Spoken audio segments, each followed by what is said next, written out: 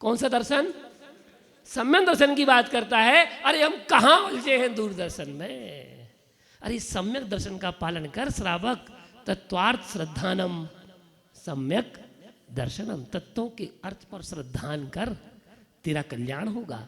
जीव अजीव आश्रव बंध संवर निर्जरा मोक्ष आदि तत्वों को समझ, तब कहीं जाकर के तू सिद्धत्व गुण को प्राप्त करेगा। क्योंकि सम्यक दर्शन उसकी पृष्ठभूमि है।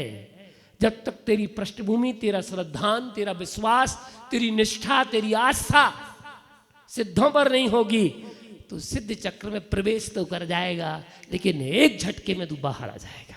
क्यों? क्योंकि तेरी श्रद्धा डोल गई, और जहां श्रद्धा डोली तो समझ लेना सब काम बिगड़ गया। श्रद्धा मुख्य है। आप एक पूजन करिए पूरे श्रद्धा के साथ, विश्वास के साथ, निष्ठा के साथ करिएगा, आपको निश्चित देवशास गुरु की भक्ति का फल अवश्य मिलेगा। जो जितनी निष्ठा से कार्य करता है। अणुव्रत की मैं बात कर रहा था। अहिंसा, सत्य, अचौर्य, ब्रह्मचर्य, अपरिग्रह, अगर इन्हीं को समझ लिया तो तुम्हारा श्रावकपना श्रेष्ठ हो गया। कितने कर्तव्य होते हैं श्रावक के? हम श्रावक से चर्चा करेंगे, सिद्ध की बात अभी दूर है। 8 मूल गुणों की वार्ता कर रहा हूं, यहां से प्रारंभ हो रही सिद्धों की यात्रा। तो श्रावक के कितने कर्तव्य हैं? 6। कौन कौन से? देव पूजा, गुरुपास्ति, स्वाध्याय, संयमस्तप, दानम, चेती, गृहस्थानाम, सत्कर्माणि दिने दिने। देव पूजा करने का आपका संकल्प है क्या? जितने लोग यहाँ बैठे हैं सभी लोग देव पूजा करते हैं? मामा के मामा जी करते हैं ना? या बहुत ग्रेट, बहुत अच्छी बात है। आप लोग, मैं पहला विधान कर रहा हूं। मैं जब पहले दिन लोग 1 बजे तक बिल्कुल डटे रहे, बैठे रहे, फिर भी ये कह रहे थे कि भैया एक पूजा और कर लो, ये तुम लोगों का श्रद्धान है बंधु, तुम्हारा सम्यक दर्शन दृढ़ है, सच्चे देव शास्त्र और गुरु पर तुम्हारा श्रद्धान है। 1 बज गया, बच जाने दो, कोई दिक्कत नहीं। अरे हम पाप कितना करते हैं। यहां से जाने के बाद ये मंदिर की देरी छूटी और तेरा संबंध इससे बिलग हुआ, और फिर तू पाप में डूब गया, लग गया पाप में। वही गोरख धंधा, वही असंयम, वही हिंसा के विचार, वही झूठ बोलने का व्यापार, और वही मायाचारी, और उसी के साथ अब ब्रह्म तक तू पहुंच जाता है। तेरा ब्रह्म भी खंडित हो उठता है, तू परिग्रह में लीन हो जाता है। विचार कर, जितने समय तक तू परमात्मा के संपर्क में है, तू परमात्मा के परिक्षेत्र में है, तेरा कल्याण होगा। लेकिन श्रावक के मूल गुण ये हमने 8 पढ़ लिए। श्रावक के कर्तव्य, आजकल के श्रावक क्या कर रहे हैं? पेट पूजा, धनोपास्ति। कौन सी पूजा? आशीष जी ध्यान से सुनिएगा, डाल्टनगंज तक बात पहुंचानी है हमें।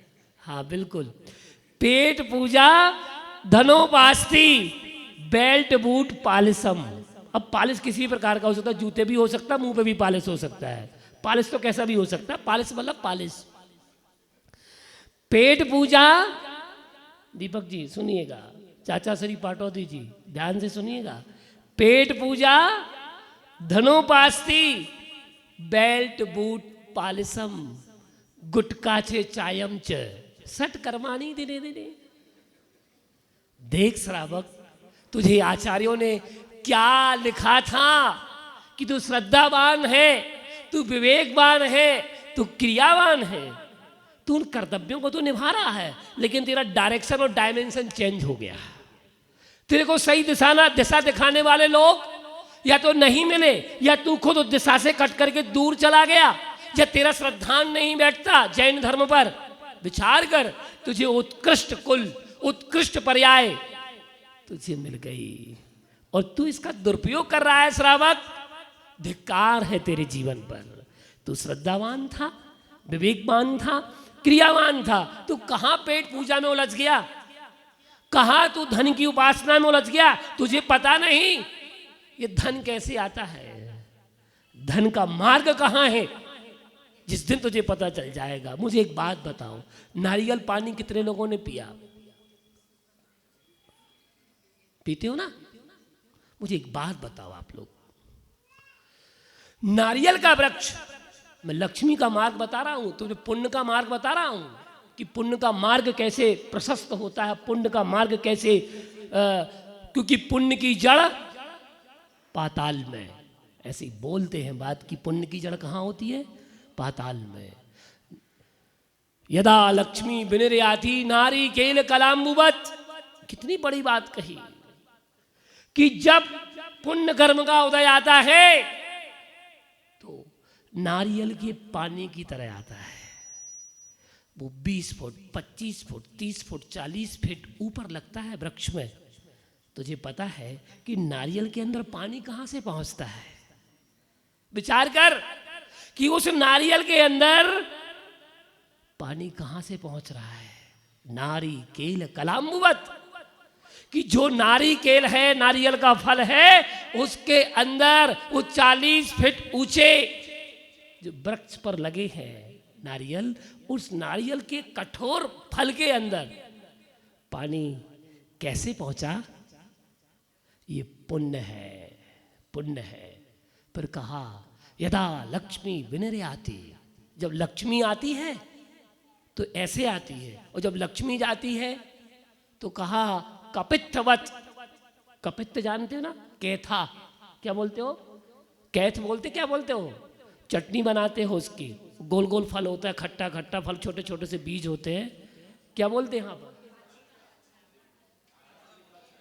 हाँ, वो ऊपर ऊपर कड़क रहता है, वो उसकी खोल जो होती है कड़क होती है। एक फल होता है, आप प्रकृति को समझ लो, उस फल की प्रकृति बता रहा हूं, वो भी हार्ड होता है, ये भी हार्ड होता है, ठीक है ना? उसके अंदर दल भरा होता है, वो खटाई बनाने में उपयोग किया जाता है उसका।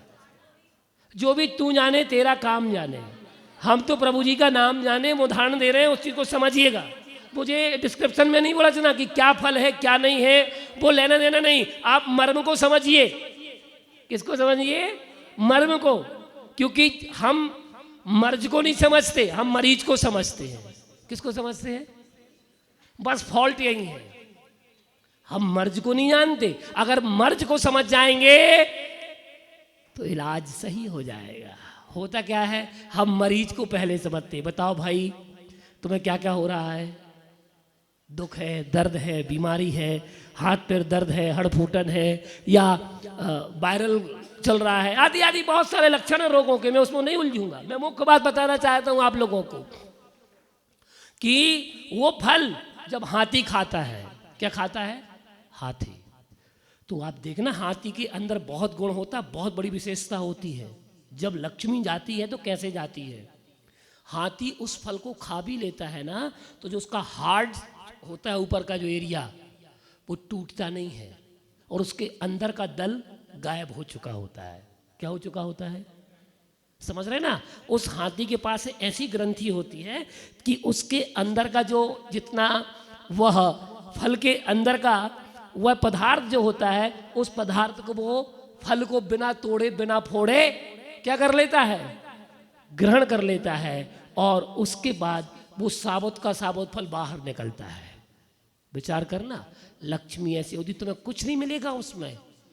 वो उस कपित्त फल की भांति, कैच फल की भांति, वो सारा का सारा अपने आप कब गोल हो जाएगा, कब गायब हो जाएगा, कब लोप हो जाएगा, तुम्हें पता नहीं चलेगा। द्रव्यस्य शुद्धि मदिगम्य यथानुरूपम भावास शुद्धि मदिगंतु कामा आलम बनानि व्युधानि वलम वलगन भूतार्थ यज्ञ पुरुषस्य करोमि यज्ञम। चक्रवर्ती जैसा सम्राट परमात्मा के चरणों में कह देता है कि हे प्रभु, मैंने अपना सारा पुण्य त्याग कर दिया। कितना बड़ा भाव है उस श्रावक के अंदर कि हे प्रभु, 96,000 रानियों का त्याग, 360 रसोइयों का त्याग, इतने घोड़े, इतने अस्तबल, इतना सब कुछ पूरा वैभव चक्रवर्ती ने त्याग कर दिया। पुण्यम समग्र महमेक मनक जो होमी, मैं सारे पुण्य का आपके चरणों में त्याग कर देता हूं। ये है परिग्रह परमाणु व्रत। कौन सा व्रत? वहां जो आपको पढ़ाया जा रहा है, वहां ये बात संकल्प कराया जा रहा है श्रावक से कि सुन श्रावक, तेरे अहिंसा, सत्य, अचौर्य, ब्रह्मचर्य और परिग्रह, इन 5 अपरिग्रह, इन पांचों के 5 अणुव्रतियों का पूजन प्रतिज्ञा पाठ में संकल्प किया गया। संकल्प पूर्वक तूने त्याग कर दिया, तो सच्चा श्रावक बन करके फिर पूजा कर रहा है। अभी पूजा के मर्म का लोगों को पता ही नहीं है कि हम पूजन कर रहे हैं, विधान कर रहे हैं, उस पूजन का विधान का मर्म क्या है। अगर उस बात को आप समझेंगे तो निश्चित में गारंटी से बोलता हूं, आप सिद्धों की आराधना में सफल हो जाएंगे और सिद्धों के प्रत्येक गुणों के गुणानुवाद में आप सफल हो जाएंगे। क्योंकि ये मुख्य बात है, जो सिद्धों की आराधना करता है उसका स्वभाव, उसकी कसायों में मंदता देखी जाती है। पुजारी का मुख्य लक्षण समता है, मां का गुण ममता है और श्रावक का गुण समता है। ये ध्यान रख लेना, ये दोनों विलग नहीं हो सकते। अगर सच्चा श्रावक है तो वह समता का धारक होगा, और सच्ची मां है तो उसका ममत्व का गुण, वो किसी जाति की मां हो, त्रियंच की मां हो, अथवा कोई भी जाति गति की मां हो, वह उसका ममत्व का गुण कभी नष्ट नहीं होता। गाय हो, भैंस हो, और भी बहुत सारे त्रियंच में भेद प्रभेद कर लेना, वो किसी भी जाति की मां हो, बंदर हो, लेकिन उसका ममत्व का गुण कभी नष्ट नहीं हो सकता। ठीक उसी प्रकार से श्रावक का गुण समता है, साधु का गुण समता है। ये दोनों कभी विलग नहीं हो सकते। जो सच्चा श्रावक होगा वो पूजन करते समय, परंतु वर्तमान में स्थिति कुछ और विपरीत नजर में आती है। लोग घर में झगड़ा